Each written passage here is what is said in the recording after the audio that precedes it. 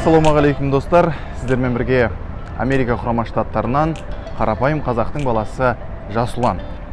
Бүгін алдыңғы видеомда уәде еткенімдей, Америкада жұмыс жайы қалай болмақ, жұмыс табуға болады ма, табылса ол қандай жұмыстар деген сияқты сауалдарға жауап беретін боламын. Және де видеолардың астында қалдырған басқа да сұрақтарыңызға тоқталып жауап қайтарамын. Қазіргі нарықтық заманда екінің бірі еңбек мигранты деп айтсақ қателеспейтін шығармын. Әсіресе көршінің баласы шетел асып, бір жылдың ішінде пәтерге ақша жинап қайтыпты деген сынды әңгімелерді естіген соң, шетелге шығып жұмыс істегісі келетіндердің күн санап артып жатқанын байқауға болады. Ондай әңгімелерді елде жүрген кезде мен де еститінмін, айына 4-5 мың доллар табуға болады екен деген сияқты. Сіздерге шындықты айтайын ба? Иә, болады. Айына одан да көп табуға болады. Ең бастысы, тынбай қажырлы еңбек ету керек. Қажырлы еңбек ету деген сөзді сәл басқаша айтып көрейін. Қажырлы деген сөзді сәл басқаша айтып көрейін. Жыртылу керек болады. Енді қараңыз, бұл жаққа келген соң сізді қандай жұмыс күтіп тұрғанын айтайын. Бұнда келушілердің көбі турвиза немесе студенттік визамен келеді. Ал бұл визалар арқылы заңды түрде жұмыс жасауға болмайды. Сондықтан бұндай адамдарға заңсыз, яғни нелегальный жұмыс істеуге тура келеді. Америка бұл мигранттардың елі. Кішігірім қалашықтарда жұмыс табу қиын шығар, бірақ көптеген ірі қалалардың көбінде заңсыз жұмыс жасайтын миллиондаған адамдар бар деп айтсам болады. Ең бастысы, заңды өрескел бұзып немесе қылмыс жасамасаңыз болғаны. Сіздерге осылай жақсылап жайғасып отырып жауап бермесем, жоғарыда адамдар қайта-қайта кіріп шығып мазамды алып жүрді. Неден тоқталдық жаңа? Жұмыстың түрлері, енді тағы да бір айта кетейін. Бұл жаққа көбінесе келетін адамдардың барлығы жаңа студенттік визамен келеді, немесе турвизамен келеді. Бұл өте көп таралған визалардың түрлері. Студенттік және турвизадан басқа өзге де визалар бар. Мысалға жұмыс визасы бар, немесе адамдар грин картамен келіп жатады. Ол өте сирек кездесетін жағдай. Көбінесе осы мен айтқан турвизамен, студенттік визамен келеді адамдар. Бір нәрсені айтайын сіздерге, бұл жаққа алғаш келгеннен кейін сіздерді егерде бір керемет мамандықтың иесі болмасаңыз, халықаралық тәжірибеңіз болмаса, онда сізді бұл жақта ең біріншіден күтіп тұратын жұмыстардың түрлері ол көбіне осындай қара жұмыстар, оңай емес, ауыр жұмыстар. Сондықтан да бұл жаққа келмес бұрын барынша ойланып, толғанып, шешімді асықпай қабылдауыңыз қажет. Енді бұл жаққа келгеннен кейін жігіттерге көбінесе ұсынылатын жұмыстың түрі ол сізге бірден айтады, мувинг деп айтады. Мувинг деген ол біздіңше көшіру, үйді көшіру. Бұл жақта ондай көптеген компаниялар бар, әсіресе ТМД мемлекеттерінен келген азаматтар осы бизнестің түрін көбісі қолға алған. Ол жұмысты табу қиындыққа соқпайды, бірақ ол жаңағыдай сезонный дейді. Жаз айларында өте қыза түсетін кезі жаз айлары. Ол жерде жігіттер айына 5 мың, 6 мың доллардың шамасында табады деп айтсам болады. Мысалға қазір жаз айы басталып келеді. Жаз айында жұмыс күніге болады деп айтсам болады. Ал күзден бастап жұмыс азайып, қыста тіптен жұмыс болмауы да мүмкін. Сондықтан да ол жерде үнемі жұмыс істеу мүмкін емес, және де жұмыс ол өте ауыр жұмыс. Мувинг компанияның жұмыс істеу процесін айтып берейін сіздерге. Ол дегеніміз кәдімгі қарапайым үй көшірісу. Мысалға американдық немесе кез келген азамат сондай компанияларға хабарласады. Осындай күні мына үйден мына үйге менің заттарымды көшіріп беріңдер деп. Сосын компания өзінің қызметкерлерін жібереді. Қызметкерлер 3 адамнан тұрады, немесе одан да жаңағы объемға байланысты. Негізінен 3 қызмет орны бар. Ол дегеніміз форман бірінші, одан кейін драйвер, сосын хелпер дейді, көмекші. Әрқайсысының жалақысы әртүрлі. Сағатына формандар 20 доллардан бастап алады көп жағдайда. Драйверлер 16-17 доллардан алады, және де хелперлер 15-14 доллардан алады сағатына. Жұмыстың көлеміне байланысты 2 адамнан бастап 3-4-5 адамға дейін тапсырысқа шыға береді. Бұл жұмысқа қатысты тағы да бір айтатын нәрсе, клиенттердің мәрттігіне, жомарттығына байланысты сіздің жаңағы тапқан табысыңыздан бөлек соның үстіне қосып олар шай пұл береді. $10, $20, тіпті $100 дейін кете береді. Алғаш келген кезде бұл жұмыста өзім де істедім. Жігіттердің көбісі осы жұмысты істейді, себебі бұл жұмыс әрдайым келген кезде дайын тұрады. Келе салып бір аптаның ішінде осы жұмысқа шығып кетуге де болады. Тіптен егер де бір жинаған қаражатыңыз болса, бизнес ретінде осы жұмысты да қарастыруға болады. Алғаш келген кезде келесіз, жұмыстың ішкі кухнясын көресіз, қалай жұмыс істеу процесін барлығын. Сосын кейін барып өзіңізге сондай мувинг компания ашсаңыз да болады. Біраз қазақ жігіттері бар, осылай өздерінің компанияларын ашқан, басында келіп өздері жұмыс істеп, тәжірибе жинап, кейін барып компания ашып, қазіргі таңда біраз осында келіп жатқан қазақтарға, немесе басқа ұлттың өкілдеріне осылай жұмыспен қамтамасыз етіп жатқан. Енді бұндай компанияларда ауыр жұмыстарды қыздардың істей алмайтыны анық. Қыздардың көбісі клининг компанияларда жұмыс істейді, ол деген жаңа үй тазалау, үйді жинау деген сияқты. Олардың жалақысы шамамен сағатына $13 мен $15 арасында. Және де официант, няня деген сияқты қызметтерді атқарады. Сосын бұл жұмыстардан басқа өзге де сәл жеңілдеу жұмыстардың түрлері бар. Олар жаңа такси қызметі, Uber приложениесі арқылы, оған қоса тағы да Lyft деген приложение бар. Және де тамақтасу қызмет түрлері бар. Дәл сол Uber сияқты, Lyft сияқты приложениялардың түрлері өте көп деп айтсам болады. Сондай компанияларға орналасып, жұмыс жасасаңыз да болады. Ол компанияларда айлық табысыңыз сол жаңағы $15 шамасында болады сағатына.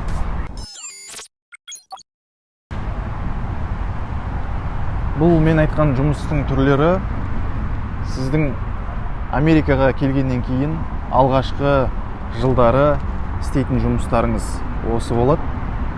Егер де сіз жаңа жоғарыда айтқанымдай керемет бір мамандықтың иесі болмасаңыз, керемет бір сондай бір халықаралық тәжірибеңіз болмаса, онда сізді күтіп тұрған жұмыстың түрлері осы.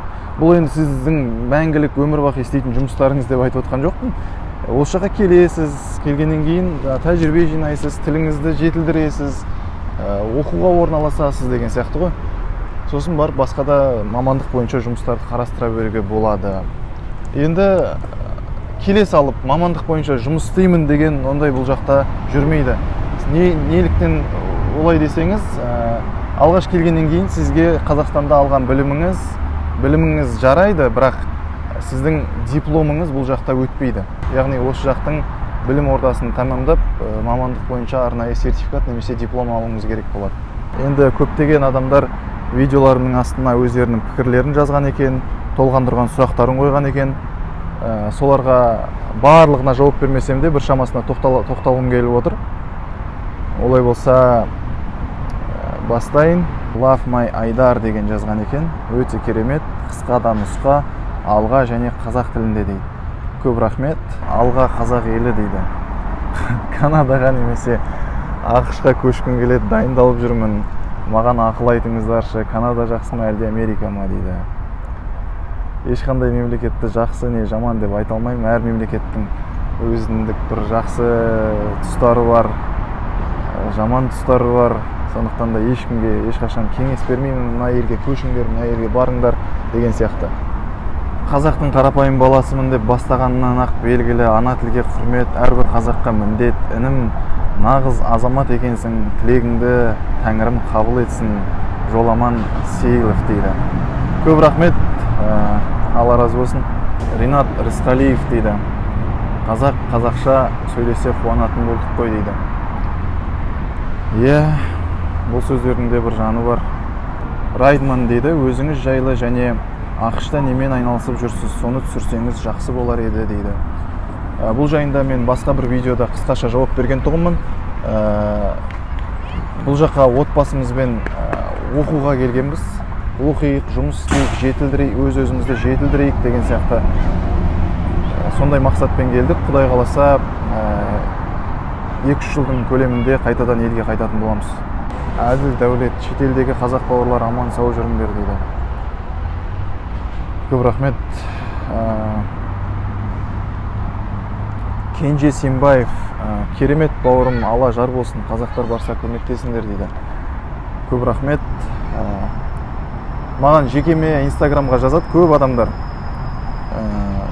Көмектесесіз бе виза алуға, тағысын тағы сондай жұмысқа орналасуға көмектесесіз бе деген сияқты.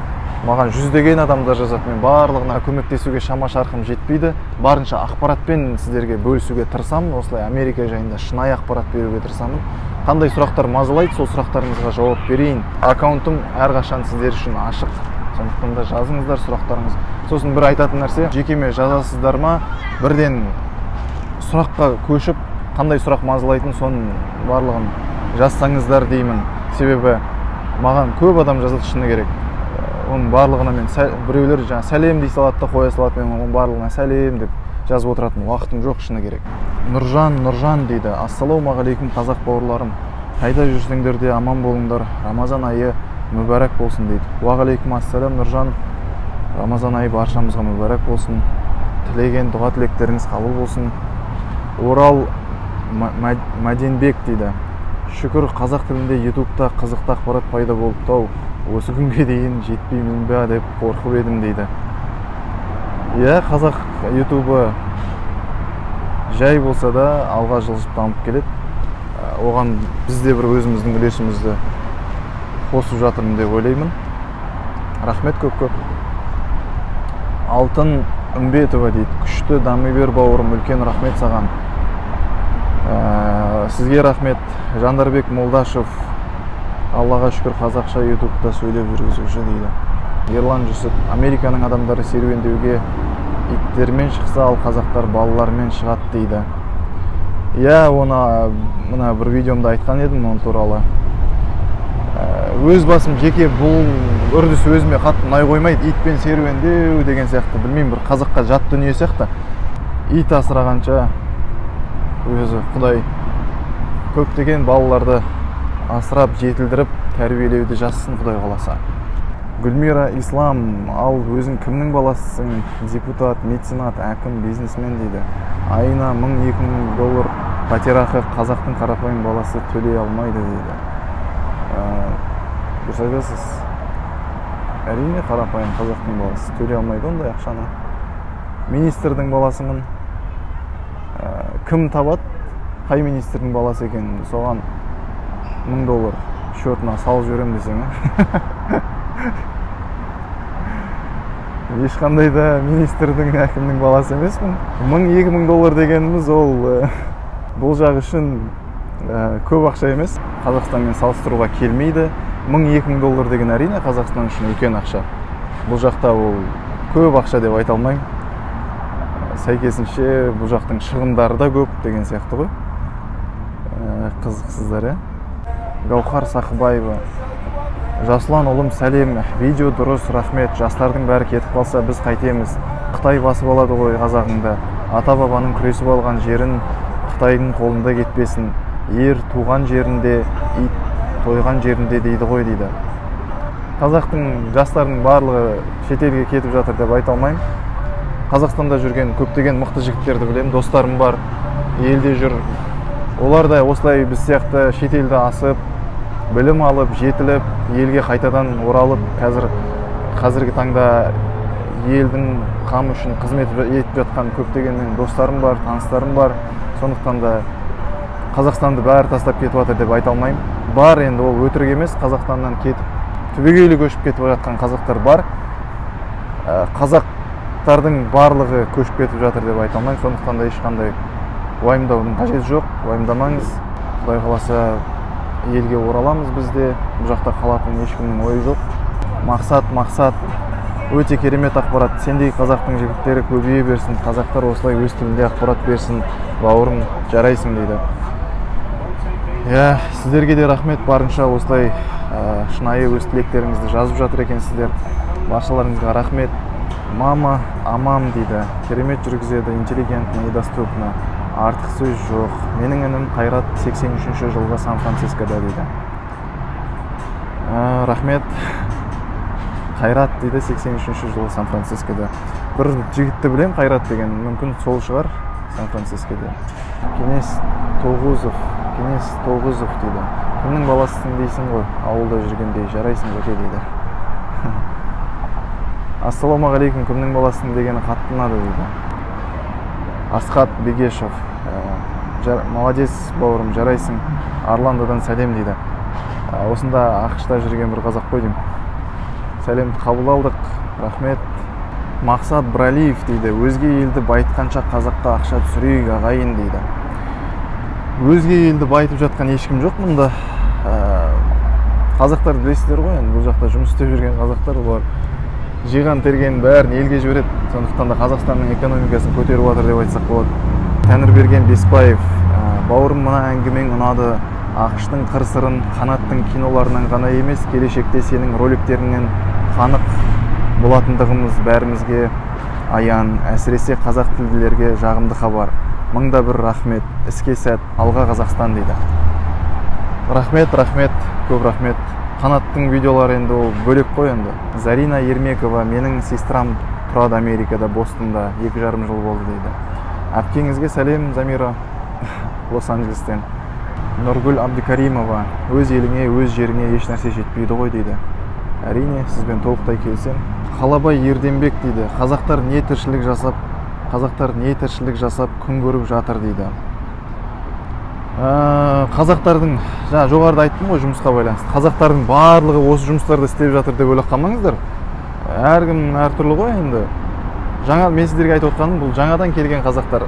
Яғни жаңадан келсеңіз, сізді күтіп тұрған жұмыстардың түрлері деп осыларды айтып отырмын.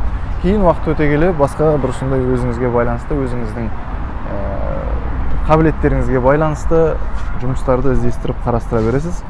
Қазақ бір сұрақ туындап тұр. Жемқордың балалары емес пе, қашқын дейді.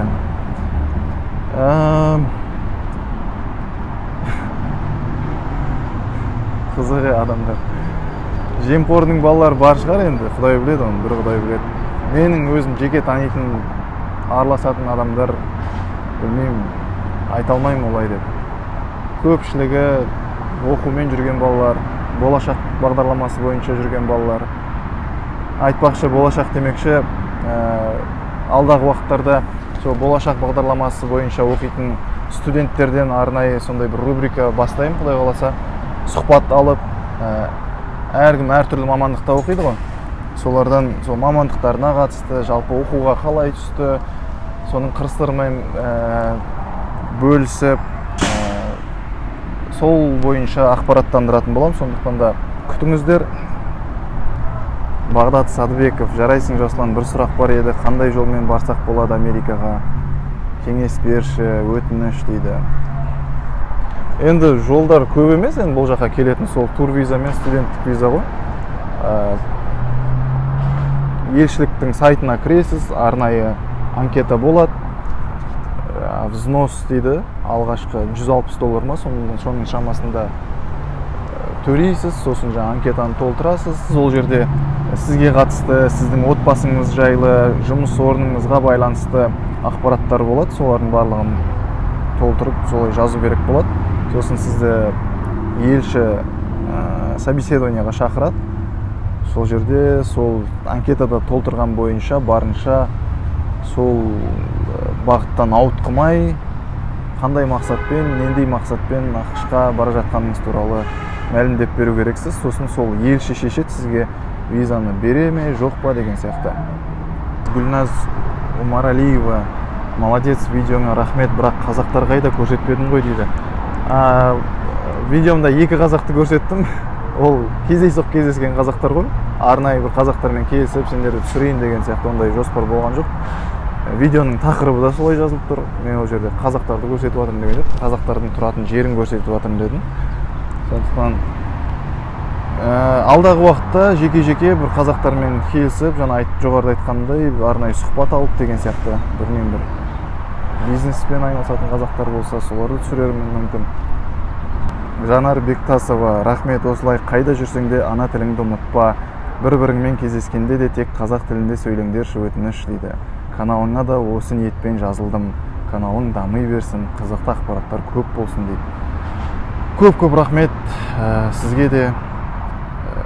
Сіздердің осылай мен каналыма жазып, пікір қалдырып, лайк басып, каналдың дамуына өз үлестеріңізді қосып жатқандарыңызға да көп рахмет айтқым келеді. Видеолардың астына мыңдаған комментарийлер жазып тастаған, оның барлығын бір видеоға сыйдыру мүмкін емес. Көбінесе көбісі осындай жақсы тілектер қалдырған екен, арасында сұрақтар қалдырған. Баршаларыңызға рахмет айтқым келеді. Құдай қаласа, басқа да видеоларды күтіңіздер. Қызықты тақырыптар бойынша жаңа видеоларды жүктейтін болам. Сондықтан да менімен бірге болыңыздар, лайктарыңызды басыңыздар, достарыңызбен бөлісе жүріңіздер. Ендеше келесі кездескенше сау болыңыздар, достар.